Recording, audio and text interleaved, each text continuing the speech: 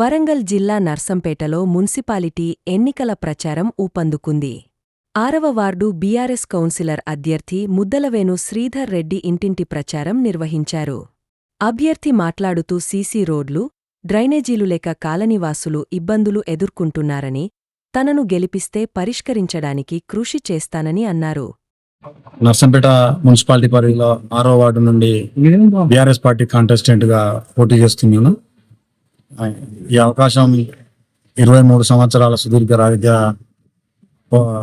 తెలంగాణ పోరాటంలో ముందు వరుసలో ఉన్న క్రమంలో మా నాయకుడు పెద్ది సుదర్శన్ రెడ్డి గారు, ముగాల వెంకటరెడ్డి గారు గుర్తించి 6వ వార్డు నుండి పోటీ చేసే అవకాశాన్ని ఇచ్చినందుకు ముందుగా వారికి కృతజ్ఞతలు, నమస్కారాలు తెలియజేసుకుంటూ మున్సిపాలిటీ పరిధి 6వ వార్డులోని ముఖ్యంగా ఓటర్ మహాశయులందరికీ నమస్కారాలు తెలియజేసుకుంటూ ఈ అవకాశం ఇచ్చిన పెద్దలు సుదర్శన్ రెడ్డి గారు ప్రత్యేక ధన్యవాదాలు తెలుపుకుంటున్నాను. సుదర్శన్ రెడ్డి గారు అభివృద్ధిలో భాగంగా మేము కూడా భాగస్వామ్యం అయి ఉన్నాం. మా 6వ వార్డు పరిధిలోని ఏదైతే జిల్లా ఆసుపత్రి ఉందో దానికి మా 6వ వార్డులోని ప్రజలే అంటే రైతులు ముఖ్యంగా వారు ఇచ్చిన భూమిని సేకరించి దొడ్డ అమోరావు గారి సహకారంతో భూమి సేకరించి వారు దాతగా ఉంటారు. అప్పుడు అన్న యాక్చువల్గా అది టూల్ పెట్టుకోవడం తీసుకున్నారు, కానీ తర్వాత డెవలప్మెంట్ కాంక్షించి నర్సంపేటకు ఒక మెడికల్ హబ్ తయారు చేయాలని చెప్పి జిల్లా ఆసుపత్రి తీసుకొచ్చిండ్రు. తర్వాత పరిణామాల క్రమంలో మనకు మెడికల్ కాలేజీ తీసుకొచ్చిండ్రు. మా దురదృష్టం కొద్ది అన్నగారు ఓడిపోయినారు. అన్న గెలిచి ఉండేది ఉంటే మా సర్వాపురంలో ఉన్న అంటే 2 వార్డుల పరిధిలో ఉన్న అందరికీ ప్రతి ఇంటికి ఒక అవుట్సోర్సింగ్ కావచ్చు, లేకపోతే ఏదో విధంగా ఉద్యోగాలు వచ్చి ఉండేవి. అయినా అది చేయబట్టే మా సర్వాపురం డెవలప్ అయ్యింది. ఈ ఏరియాల ఈ భూములకు ఇంతగానం రేట్లు వచ్చినాయి అంటే అది అన్న ఘనతే.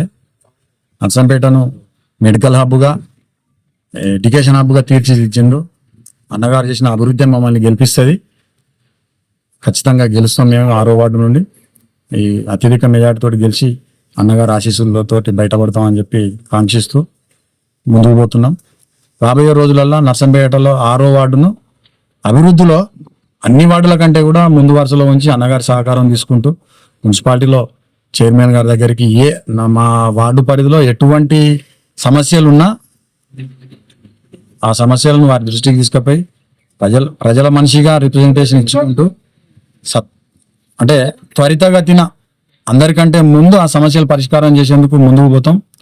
అక్కడున్న పాలకవర్గం కావచ్చు, లేకపోతే ఇప్పుడు మీ వార్డులో ఉన్న సమస్యలు ఏంటి? సమస్యలు మీరు ప్రచారం ఒకటి, ఇటు తూలి కాలనీ అని ఒకటి, ఈ లోపలికి ఉండడం వల్ల వెహికల్స్ పోతలేవు.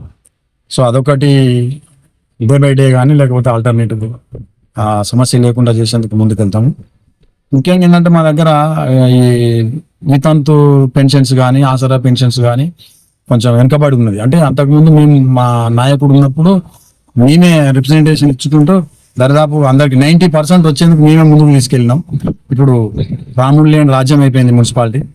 సో అసలు వాళ్ళకు గెలిచిన తర్వాత ఈ సమస్యలు ఏవి లేకుండా చేసేందుకు ముందుకు పోతాం.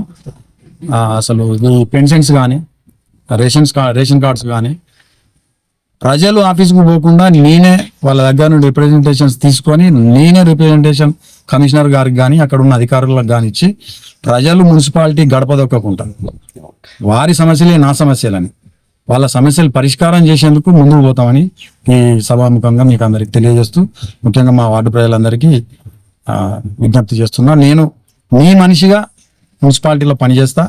మీ సమస్యలే నా సమస్యలుగా భావించి ప్రతి సమస్య పరిష్కారానికి ముందుకు పోయి సమస్య పరిష్కారం లేకుండా సమస్యలు లేకుండా చేస్తానని చెప్పి తెలియజేసుకుంటాను.